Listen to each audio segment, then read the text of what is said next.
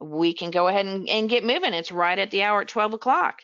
So here we are, optimizing operations, the role of tasking in NextGen Enterprise, EHR, and PM. And we want to welcome our presenters today. Your MedTech Solutions team is Gary Waticha, our CMO. We have Liana Logo, our Practice Management Lead, and Dwight Schuler, our EHR consultant.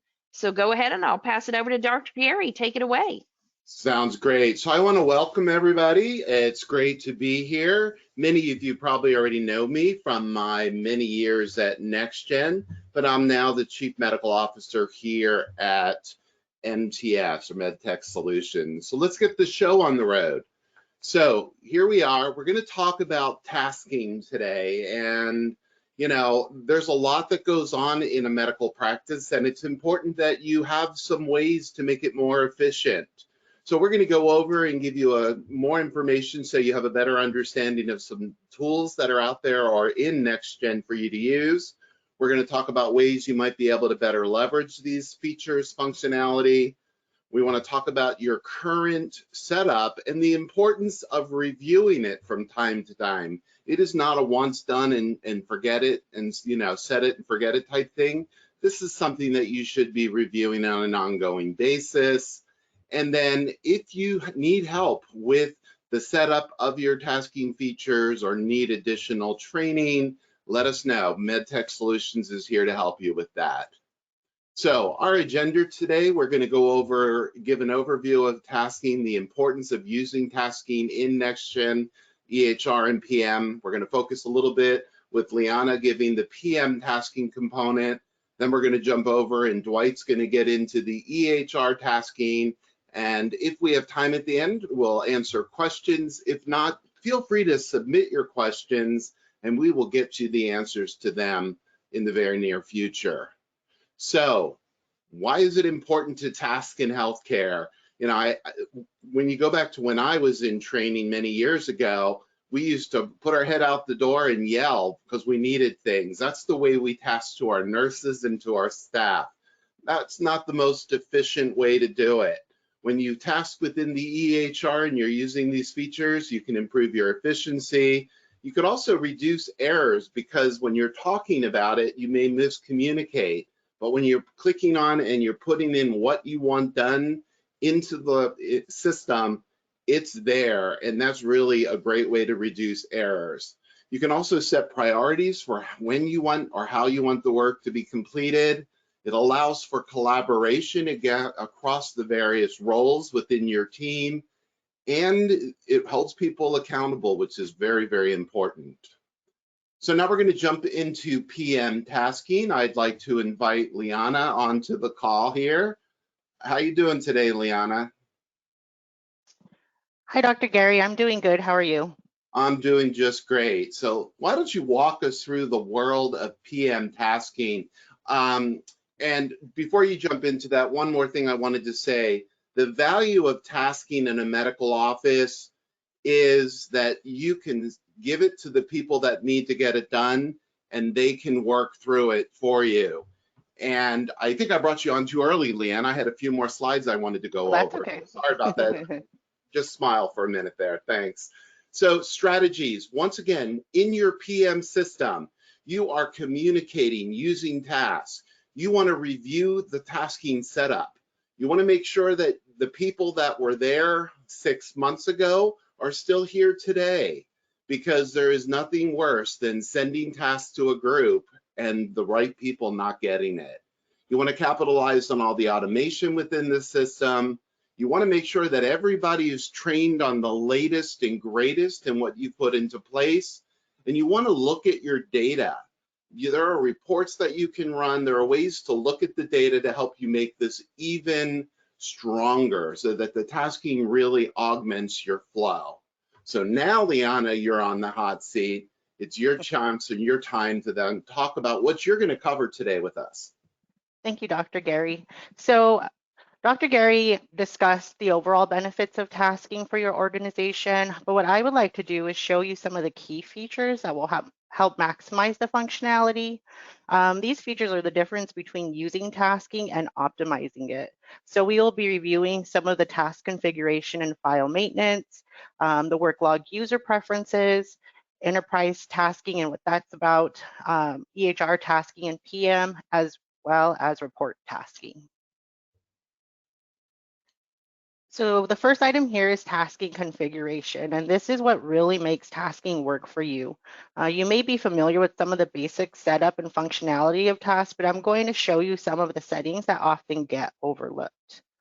So the first one we're going to review is task value.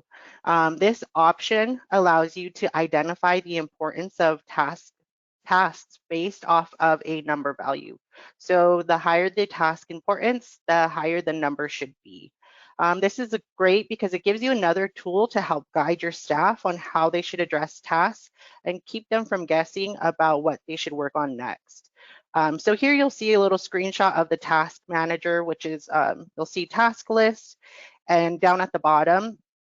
And what I did is I set up some search criteria and looked up for, some tasks, and I organized it by task value. So up there at the top, you have the number 9, and everything under number 9 is what is high priority. So if I just work down my task list, I know that I will be working on what's most important first. Then you'll see a screenshot of the reporting. So this is good for management. They can sort their reports by task value as well. And this just gives them an overall view of how, how the staff is working tasks. This task value option is available on 2 reports. It's on your task detail and task approval report. And this is great because it helps with that prioritization, putting the work that needs to get done first at the top of the list, and then helping your team work through the various levels. Yes. So next is practice parameters. This is just something I want to talk about because it's important to know that whenever you create a task, it is an enterprise-wide setting. So if you have multiple practices within your enterprise, everybody will see those tasks created in their task type work log manager drop-down list. Everything down below in the practice parameters, that is all practice specific information. So everything you entered in there will only show for the practice that you set it up in. So I just want you to be mindful of when you create a task, you want to make sure that task type could be a general type of name so anybody within the enterprise can use it. One tip that I have is if you do decide to set up any kind of auto creation or things like that, in the notes, I like to put what practice I set that up for. So if I ever have to go back and reference it, I know where to look. And then just to touch back on the task value, that is also an enterprise setting. So whatever value you set for that task value, it will show amongst the other practices. Great. So this next feature is workable tasks, and this is enabled in the practice parameters on the options tab in file maintenance. And what this feature does is it allows you to have it allows tasks that have a status of not started and in progress to show in the work task window in practice management. So this is a great tool to have set up so you can make sure tasks that should be worked are being addressed as needed.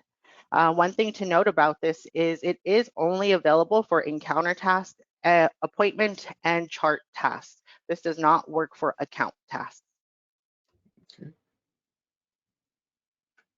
So here you'll see the work task option in the right click menu. It can be accessed from both appointments and encounters. A helpful feature is if there is no workable task associated, the option will be grayed out. So this is such a small detail, but it's nice because it keeps you from having to select the work task option in order to see if there's anything in there to be worked. You can also incorporate this in your auto flow. So this window here, the work task window, can be incorporated within your auto flow. You can have it as part of your check-in or check-out sequence. And you do also have the option to require task completion during the auto flow. So this will prevent users from moving on to the next auto flow option until the tasks are completed.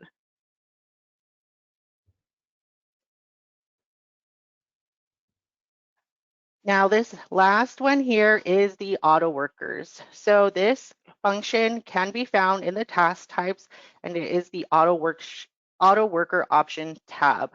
What this does is it will be able to remove the manual process of getting some of those tasks done within your practice. It works in conjunction with auto create actions, and an auto create action sets the parameter for a task, and the auto worker can perform the function and close a task for you. So an auto worker I like to have set up for my practices is a small balance write-off. So say, for example, if your practice has a policy of writing off any balance that's less than $50 but older than 2 years, without this task, your staff would have to run a report to identify those encounters that meet the criteria, then proceed to enter an adjustment for every encounter. With the auto worker, you would set the policy parameters in the Auto Creations tab, and then select the Small Balance Auto Worker option. You can assign whatever adjustment code you'd like for the write-off, and then when NextGen runs its nightly process, it will create a task for the encounters that meet the criteria, create a transaction for each encounter, and then complete the task. So all your staff will have to do is review the unposted batch, and if everything looks good, they could just go ahead and post it. A couple of other great options for this are pre-listing encounters for bad debt, as well as moving balances to the next responsible party. And you can also add account and chart alerts. Great. So this is going to save your teams a lot of time. Instead of doing things manually, finding it and then doing it one by one, you can get a lot of these transactions handled with just a setup, a quick setup.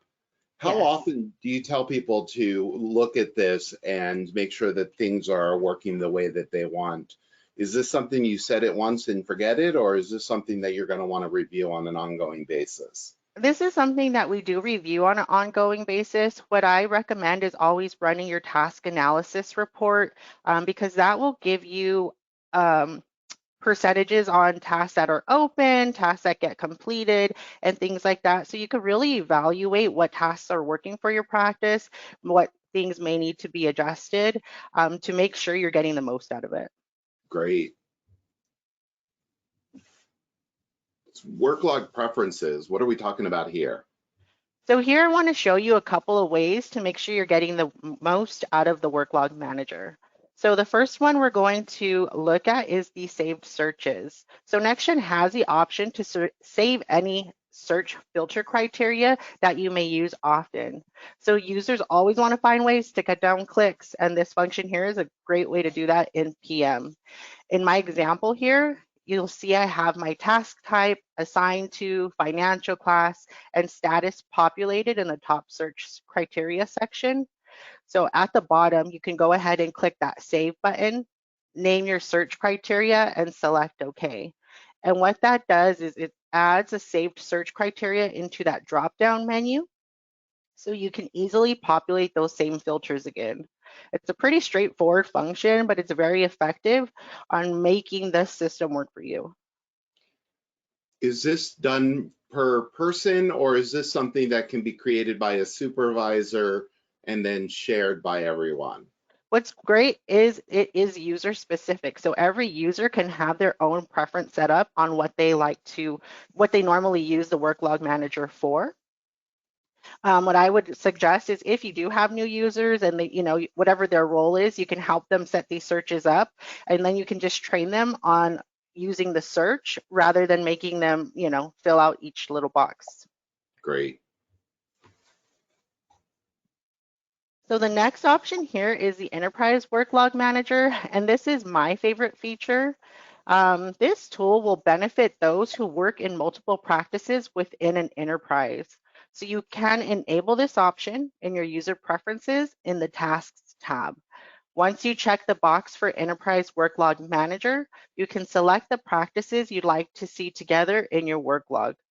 So if you look at my screenshot here, I have this little practice field up on the right right top area. And so that there, you can select what practice you want to see in your search criteria. It defaults to everything that you've selected in your user preferences, but you could go ahead and update it to whatever you want to see. But down at the bottom in the task list area, you'll see I have a practice column and I have multiple practices in there. So I can search for tasks within other practices, and then I can work my tasks, down the list on whatever it is that I'm working on. And what's nice about this is if you need to do like a deep dive within one of those tasks, and you can open it up and view the chart, and NextGen will take you into that practice the patient belongs to, and you're able to work it from there. And what's nice is it doesn't close your work log manager screen or search window. So when you pull that window back up, it'll have that same search criteria you were already working on. You don't have to complete a new search.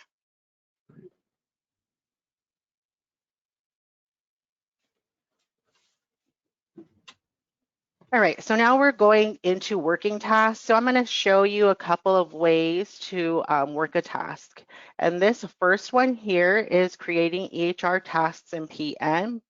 One question I am often asked is if you can task between EHR and PM. Unfortunately, the short answer to the question is no. Tasking functionality is different between each application, so they work independently from one another. But you do have the option to send EHR tasks from PM. So in the right-click menu, as well as the menu bar, you'll see the EHR tasks option. And this will allow you to assign tasks to a user or yourself, so it will display in the EHR task inbox. One thing to note about creating tasks in PM is once it's sent, it no longer leaves in PM. So you will only be able to see and track information inside of EHR. So if a user decides to reply, you'll need to make sure you follow it up in EHR. And that's really important to remember, because your biller is sending things to providers to check on a task for them to complete. If the provider responds, your billers, if they're doing this, need to have access to EHR. So you're going to have to make sure that they have an account or they have access to both the PM and the EHR system. Otherwise, things will go over. The provider will think they have answered, and then it'll be stuck. Nobody will be able to do anything if they cannot get over there to look at the responses. Right. Next is updating multiple tasks. So this is another convenient tool that allows you to update multiple tasks at once. This is nice because you can quickly update task information without having to open up each individual task. So how this works is when you open up the edit task window, on the right-hand side, you see any tasks related to this patient or source that you're currently on. You can select any of those tasks and it will cause check boxes to appear next to each field. With those check boxes, what they indicate is what will be updated in each task you selected. So an example of how this might be useful is when you're starting a task and you want to claim it, you can easily update other tasks by just selecting them in the right-hand side. You can update the assigned to information, the status, and your start date. So once you click OK, everything selected will be updated with that same information. What's nice here is once you click OK, you do get a confirmation letting you know that you're going to be updating 2 associated tasks within that with just that one task. So it does give you a little confirmation so you know that it is working. Great. Finally, the last and I feel most useful feature would be tasking from reports. This tool comes in handy when you run reports and find results that may need some follow-up. So if you are familiar with running reports, you might have noticed the little task icon on the report toolbar. And what this does, it allows you to create a task for every patient or source listed in your report results. So say, for example, you're running an aging analysis report and you notice that you haven't received payments for a particular payer. You can filter your report results so that only the payer shows, and then you can click the task icon. You will get one task window pop up, but it will create a task for every result in the report. So if you see on my screenshot there, it says 38 report objects. So this one task will be opening up 38 tasks for me. So there is some sophistication to the logic, because if you're running a line item aging analysis, like the report I have here on the screenshot, even though I have multiple patients listed there, the system knows to only create one task per encounter. So it's a nice little tool to make sure that you are, whatever questions you have about your report, you can create this task and send it to somebody that has the answers. That's great. And is this for any report, or is it only for out of the box reports? What kind of reports can you use this on? This will be available for any PM reports. So Okay, anything that you can run in PM or your report server, you'll be able to use this functionality. great. That's wonderful. So thank you, Liana. That was great. A lot of information, and we kind of went through it pretty fast. But if you have any questions, put them into the chat or into the question component there on GoToMeeting. We're now going to shift our view. We're going to go from the PM side over to the EHR, and we're going to talk a little bit about EHR tasking and the importance of EHR tasking. As a provider, as somebody that has used systems and who has done tasking, and I have helped a lot of other providers utilize their system, the skill at which your providers and teams can use the tasking in NextGen is either going to make or break their day. The better they are with tasking, the better it is set up. The more complete that they set it up, the better it's going to be to facilitate their life in NextGen. Some of the strategies to keep in mind: prioritization is key. You can be adding priorities to the tasks that you're sending to people, so they know what needs to be done first, what can they take a little time handling, what's critical, what's not. You also can automate fewer clicks. You've all heard providers like myself saying, too many clicks, too many clicks. There are things that you can automate within the tasking environment to allow you to get what you need to the right person quicker. This also allows for collaboration across the team, providers with other providers, providers with other team members such as referral coordinators, surgical schedulers, and of course their nurse or MA. There are ways to see alerts within the system that tell you where things are. And once again, when your providers set up their tasks, when you set up the tasks with them, it is not a once and done, set it and forget it. They need to review. I recommend that for all the automation, all the accelerators, and the tasking in NextGen, that it is reviewed by the providers using it on an ongoing basis, maybe every 6 months, just to make sure that what they put in 6 months ago still works today and is going to help them move into the future with their use of the system. So when I work with providers and I talk about using tasking, the first thing I tell them, and I say this to their nurse and I say it to anybody else that is using tasks, you should begin and end your day by reviewing your task list. This is going to show you what needs to be done, what can possibly wait until later, but you should start your day and end your day, and whenever you get a free moment, you should jump into your clinical tasks and look at what's going on for you. As a provider, I can look at what's been assigned to me, but I can also look at what other people have been assigned to make sure that things are getting done. I also recommend that you use your notes and comments features within the tasks. This is where you provide the context, the instructions, the follow-through, and your expectations of the staff that are handling it. And then the last part there is we're only as good as the training we've received. You need to be trained on this. Your providers need to have the training. It is not something you just learn on the fly. They need to take the time to learn it, and they need to take the time to set it up. Once again, the better set up it is, the better it's going to help their life. So there are a lot of different things within NextGen with regard to NextGen or to tasking. Core features, there's integrated task management. As you know, the tasks are throughout the system, what I call where the rubber meets the road. You're not going elsewhere. It is right as you're thinking about it, you can send that task. There's also that centralized task dashboard. It's called, the clinical task feature in the workflow module. That's where it all comes together, and your nurse, you as a provider, can get there, look at it, and know what's going on. Things are customizable, the list, who you send it to. Once again, the lists need to be up to date. There's automated task creation. A good example is the PAQ sign-off with the tasking there. You can set it up so that it's a click, and a couple clicks can get a lot of work done for you. Once again, also can look at reminders for follow-up. You can send reminders to yourself. You can send reminders to others to make sure that you're following up on care. So I'm going to bring my friend Dwight on. Hey, Dwight, how you doing today? How's it going, Dr. Gary? Hey, so what are you going to talk about for the next 20 minutes or so?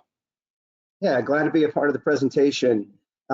Basically, we're going to talk about importance of maintaining your tasking groups. What I mean by that is keeping up with individuals that are in different groups, if they change positions or responsibilities within the practice. The key item is using the PAQ sign-off with actions for tasking, and we have a slide to review that. Attaching relevant documentation to task and cutting down on the navigation for the recipient. Creating favorites for tasking, meaning creating favorites as groups or users. And then a key component of the presentation is keeping your clinical inbox clean. Great. Well, let's talk about maintaining those tasking groups. What are you talking about? Yeah, so when I'm speaking of, excuse me, maintaining the tasking groups, basically what I'm talking about is the list you can see there on the left-hand side. You have all of your favorites and all your different work groups. Well, these work groups can be built out and named whatever you want, but there are key items that you want to remember in creating these work groups. You want to create the groups based on the area of responsibility. So for example, billers, referral coordinators, providers, nurses, front desk, all the different workflow areas that the patient's going to go through and all the different places that providers would need to, and clinical team would need to communicate with the other members of the staff. We want to make sure that we define those areas of responsibility. Another key item is practicing the practices with multiple locations. You should have groups based on the location. So for example, let's say you have 2 front desk groups. Well, we want to make sure that we put something in the naming convention, maybe in parentheses at the end, that says front desk and then parentheses location 1. And then you have a front desk location 2 group. In our example on the left-hand side, we don't have that, but you want to make sure that you identify which group that is and with the location. So that means the proper personnel will get that communication. You also, and Dr. Gary has mentioned several times, you just don't just put it in and forget it, right? You don't set it and forget it. We want to make sure that you update your groups as staff members change.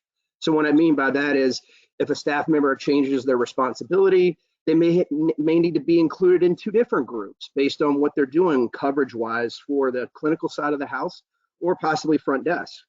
But you want to make sure also as staff members change responsibilities and move on, that you keep up with these groups. So it's in a constant state of maintenance. And you want to make sure that you stay on top of that, because I know what will happen is there'll be a few clinical staff members out of the office and someone that's covering for them does not get the proper communication from the provider. And it could be something that is a time-sensitive matter. So it's really easy to modify your groups. You can modify them in EHR or you can modify them in file maintenance. In the file maintenance area, you can actually go in and change the name, create a group, modify or delete a group. You can also do it straight from the workflow module as well, where you can go in, select the group, and then you can hit modify, or you can hit delete. You want to make sure that all the members are removed from that group before you delete it. It won't let you do that. Or you can make a new group from that area as well.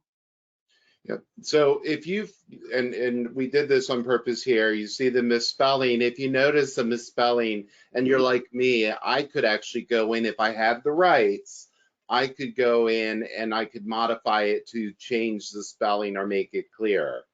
Is that correct? Yes, sir. That's a very good point. And you do need the permissions. You need permissions to be able to modify the groups, yeah, or you need permission to file maintenance where you can go in and you can update the PM master file in the tasking work group selection. Yep. But you can go in, it's really easy, double click or right click and open it up either way. And then you can filter out and change the name how you want to. You can even move and adjust members of that group as well. So it's very easy, it's very quick. If someone recognizes on your team and needs to report it to the staff member that has that capability and that preference there, then what they can do is go ahead and update it. It's a matter of minutes and it's done. Once the update is made, it's recognized across the board. Great. So the next area is tasking from the PAQ. Now, I go out and I do a lot of go live support, and I've been all across the country at different sizes of locations and practices. So the key component here is we're speaking about efficiency. At the end of the day, or whatever time of the day the provider is in signing off on items, and it could be anything from lab reports to documents, to scan documents, to documents that have been generated. Anything of that nature that needs the provider to have that sign off, we want to actually try to incorporate in the sign off with action. Now, within sign off with action in the PAQ, you can do a lot more than just the tasking, but for our purposes today, we're focusing on tasking. So you can actually build out your tasks. So when you go in and you choose the sign off with action, you're going to see a task 1 and a task 2. So you can configure specific actions based on the sign off requirements. So for example, and what I'm going to use in my example is an abnormal lab, okay? So as you can see, you have on the left-hand side, task 1 and task 2. So task 1 could be a high priority to the scheduling group to say, hey, we need to get this patient in and get them on the schedule, you know, as soon as we can. The second task can be to the nursing staff to go ahead and put into play ordering the lipid or the BMP or any kind of follow-up work for the patient. So in that instance where you're signing off with those actions and you choose both of these, and you can label the action set, you know, abnormal lab, so you can easily identify it. But you would be able to send off those 2 tasks, one with a different priority, one that's assigned to a totally different group than the other task, and the description is different. So you can manipulate any of those 3 areas in order to make it work for you. And what you've essentially done is started the downstream process for the patient care, and you're notifying the 2 groups that you need to get in touch with. Now, for the recipient, when they see that, they're always going to see PAQ action. And the reason that NextGen identified it that way is, hey, this is an action coming from the PAQ, right? So the provider has done something, requesting something from the clinical team or the scheduling team to make sure that this gets accomplished in a timely manner. You can, as you can see down at the very bottom, you have your action set. I went ahead and identified how you can label it as abnormal lab. You can label these whatever you would like to label them, as long as you can identify them. And the action sets are shareable, meaning that if someone has an action set that's built out, you can build out the same exact item for them, same exact item that they have, but you could change the priority, the assigned to, or the description. And when you hit run action, it will sign off on the PAQ item and it'll perform what you're telling it to do. And in this case, it would send off those tasks for you. That's great. And this is a real wonderful feature. Your provider should be working their PAQ on an ongoing basis. They shouldn't have very many items in there. They can get through this a lot quicker. They can assign things for their staff. They can assign things for themselves to follow up on. And these action sets can be created to for all the various items that are coming into the PAQ. This right here, tasking with this, you know, run the actions capability within PAQ is a major time saver, and it changes the outlook for your providers as well. Yes, you're exactly right. So another item that we wanted to discuss with everyone is attaching relevant documentation to tasking. Okay, so when you generate a task, you want to make sure that you attach all the relevant documentation that you can. So the responsibility of the sender for a task, you're sending a task out, your responsibility is to give the recipient as much information as you can. You want to give them the encounter, the actual document you're talking about, or connect a template to your task. What that does is that cuts down on the navigational effort that the recipient has to do. So there's 9 different items that you can attach, right? The templates, documents, images, they're all right there on the on the left-hand side. So the area where I'm talking about in the workflow module is down on the right bottom side there. You can attach it. When you go to attach an item to a task, and I'm going to use the template for example. When you select the template, it's going to break out the documentation specific to what you selected. So in this case, the select to template window, as you can see, it'll be inclusive to have in the task the encounter date, the time, the provider, and then the location. So that's telling you specifically, it makes it a lot easier for you to select which one you want. So for example, you receive a message and you need to pass along something else to another coworker of yours. What in this case, what you would want to do is, oh, it's the encounter from a month ago. Yeah, I need to go ahead and reference that. I need to send it to the referral coordinator so they can go ahead and make sure that that referral gets scheduled and contacting the patient. So you'll be able to identify where that encounter and where the document or where the template is and which encounter date you're talking about. The other example I have here is select the EHR document. It breaks down the same exact way. It'll break down the encounter date and time and the provider and the location. And then it'll give you both documents for that encounter. Now, when you select documents, it's not going to show you a template and a scanned item. It's going to show you specifically what you're trying to attach and break it out by the encounter and the date. Once you attach that item, you can see I attached the master IM from 8/2/2023 at 9 a.m. It'll actually drop right on there. So once you select that, you hit send, the user and the recipient of your task will then be able to click on that task. It'll go right to that encounter and it'll take them right to that template or that document. So it saves a lot of the downstream navigation. And we know in this world of clicks and minimizing clicks, it's huge to be able to save that navigational effort for a user. And the real important part here to add is EHR documents. If it hasn't been generated, it's not going to appear. So make sure you're generating your documents so that when you or your staff are trying to send these, that you have something there to attach. Otherwise, you're going to have to go and do all the templates that can be sent over. And then remember, it's your responsibility if you're originating the task to pull together the things that you want the recipient to see. So keep that in mind and make sure that you're giving them the tools to work from as well. So the next slide that we have for everyone is creating favorites for tasking. What I mean by favorites I mean a group or a user.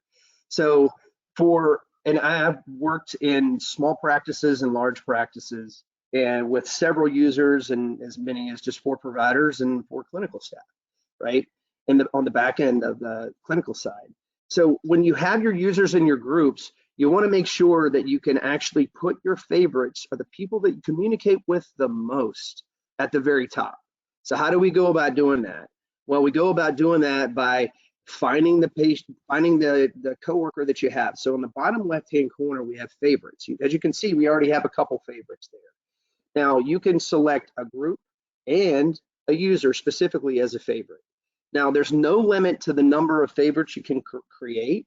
Now, the one thing is you can't make yourself a favorite. Remember, you're sending out the task, so there's no sense to make yourself a favorite. But you can add the users and groups that you constantly communicate with. So in order to do that, there's 2 different ways that NextGen allows you to do that. You can actually search for the available users or the work groups. At the top of the screen, you can see where I searched for myself. And then I see that I'm not a favorite, so that yellow folder, click on that, that would create me as a favorite, right? So if Dr. Gary wanted to send me something and he wanted to make me a favorite, that's how he would do that. Now, if I'm already a favorite, then that X would be the item that would be identified to be a select, okay? and also the up and down arrows would show. So in selecting the X, you can delete a favorite as quickly as you can add one. And the up and down arrows adjust the placement of the favorites in your list. So if there's clinical groups that you're communicating with, like referral coordinators, and you need to send it to the group, you're constantly doing that, you're going to want to have that higher on the list. If you're working specifically with a clinician for the week, you may want to slide that person up as well. So it's really easy to select the task, and then you're going to see at the top of the list the people that you communicate with the most. You can also do creating favorites and deleting favorites by actually selecting the person from the list, like admin NextGen here, and right click that person, that user wasn't a favorite, so we go ahead and hit add to favorites. If they were already a favorite, then you would see that it would be delete favorites on there. So that's the two ways that NextGen shows you how to do that. It's very easy, it's very quick, and you can access anyone that has an account in your system and add them as your favorite.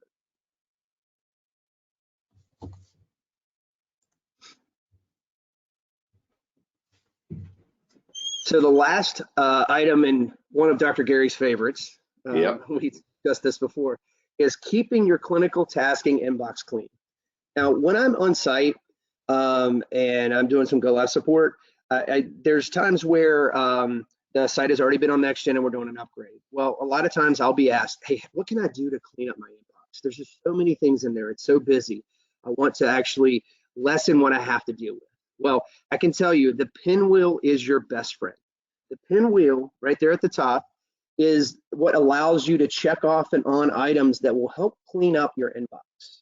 So when you're looking at this the screen below the pinwheel, it'll bring that list out for you. So the top section, show completed tasks, show removed tasks, show tasks assigned to someone else. They're more about really managing your inbox. Then the other section below is more about the organization of your inbox and the data that's in it. Now these show completed tasks, show removed tasks, and show tasks assigned to someone else. Those can be toggled on and off.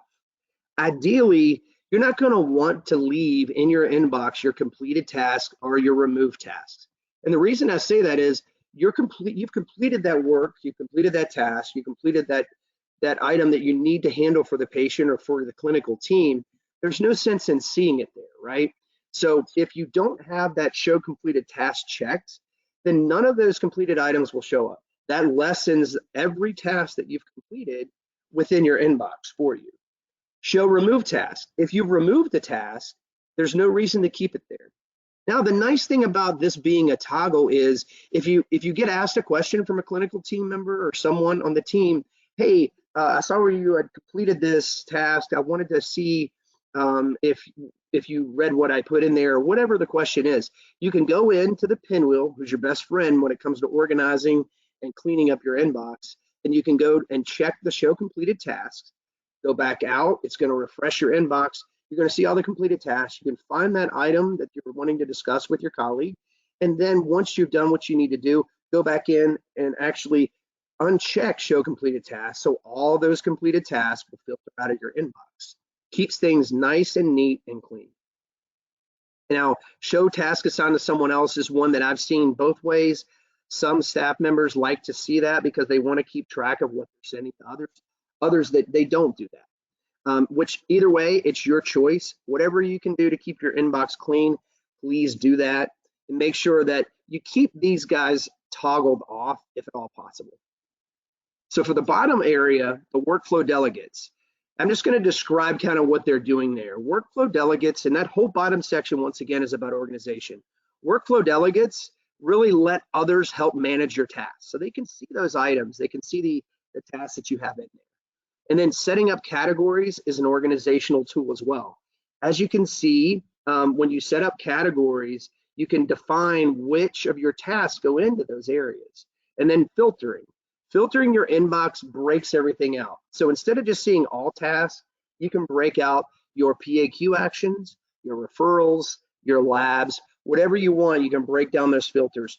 That will be key in reducing the clutter that you see on all of your tasks. You can see them more clearly because you can focus all of your PAQ efforts with your PAQ action clinical filter that you set up in tasking. So there's a lot of ways to create these efficiencies, and I recommend trying to do this many as possible in order to keep your inbox clean. And it's really important that your providers look at this, that are not actually your entire staff, but you know, your priorities, what you want this to look like, who are your workflow delegates to help you through the day? Is it another provider? Is it your nurse? These categories to reduce items out so that you're only seeing the things you need to keep on top of during your patient care hours.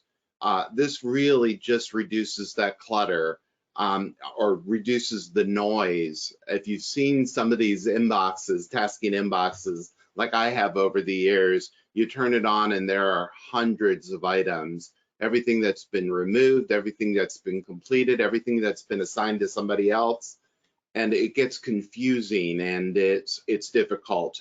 Just a simple category setup or a filter and turning off some of those things, you have a view of what you need to get done, and it allows you as a provider to be efficient throughout your day. It speeds things up. It's amazing. And yes, this is Dr. Gary's favorite tool. So we're at the end of this. I hope you've enjoyed this session, and wondering if you have any questions for us. Holly, are there any questions for us in the chat? Yes, I do. Yes. Do have a few that we can get to quickly. Let's see. Is there a report that documents the member details of each group? I think Yeah. you're talking about the tasking groups. Is there a Correct. report that, yeah, is there a report, and Dwight, I'm going to have you do it, or either there a report that you can see who is in each of the tasking groups? Yes, there is a report within file maintenance. I couldn't tell you the name of the report right off the top of my head, but there are all the items in file maintenance will be available for you to be able to pull and see all the members and everything that you want to see there. Yes. Okay. All right. We might be able to follow up with the name of that report. Yeah, Yes. absolutely.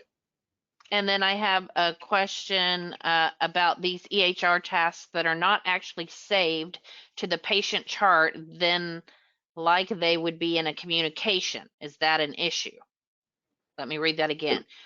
Question about these EHR tasks are not actually saved to the patient chart, then like they would be in a communication. Is that an issue? So I will take a stab at this one. I will tell you that tasking is not a part of the patient's chart. If you want something to be a part of the patient's chart, you need to put it in a template or you need to generate it in a document. Tasking is just the communication between the team members and working with the patient care. So there's never going to be a situation where a task would become part of the patient's chart. You would need to put that in a telephone communication or some other form of communication that's provided in a template, and then you can generate it in a document as well if you wanted to hand it off or you wanted to share it in the portal. Yeah. So I think I'm not sure what the actual question was, but you do not have to worry about anything you put in the tasking communication. You don't have to worry about that appearing in the patient's record as a part of the, you know, med legal record that you're going to see or when you print it out. It's not going to be on Master IM. It's not going to be in those locations. It is behind the scenes tracking capability. Got Next it. question. Okay, next question. I've had trouble setting up AR tasking under the auto create payer and financial class tab. Can you review how to set up a task by a payer? And can you set it up for multiple payers, or is there a separate task type needed for each payer? That one's for me. Okay, so you can set one task for multiple payers.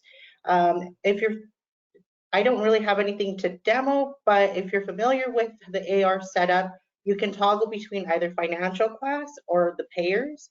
And if you select payers, you get the option to add however many payers you would like to that one specific task. But I would be happy to meet with you or spend some time with you to show you how to set up that AR task to make sure it's working properly. Yeah. Yeah, we'll do a follow-up with you to see if you want to look at that further. Okay, perfect. And that's all the questions I have. I have another. So Okay. that's all I've got. So you guys will be getting after the survey, you will get a link to a survey on the webinar after the webinar. And so that will have you give us some input on the webinar today, as well as submit future webinar topics. We always get the best ideas from our customers. So please tell us what you want to see. Okay, so they're Again, going to get a survey at the end of this or shortly after this is done. And yes. yeah, so we'd love to know what other topics you'd like us to pull together in the future events like this. And And Holly? again, thank you for attending. If you guys have any further questions, we will be getting out the questions that were answered with the answers. We'll send an FAQ out to you, as well as you will get a copy of the recording with the copy of the slides. If you have any questions, feel free to reach out to your rep directly if you know who yours is. If not, you can always reach out to info@medtechsolutions.com. We'll route it to the right people to make sure you get the answers you need. And if there are any topics not covered or any assistance you need outside of your norm, feel free to reach out to us at any time. We are happy to help. Yep, and we would love to hear from you, and we thank you for being our valued clients and look forward for working with you and doing things with you in the near future. Have a great day, everybody. Thank you, everyone. Thank you.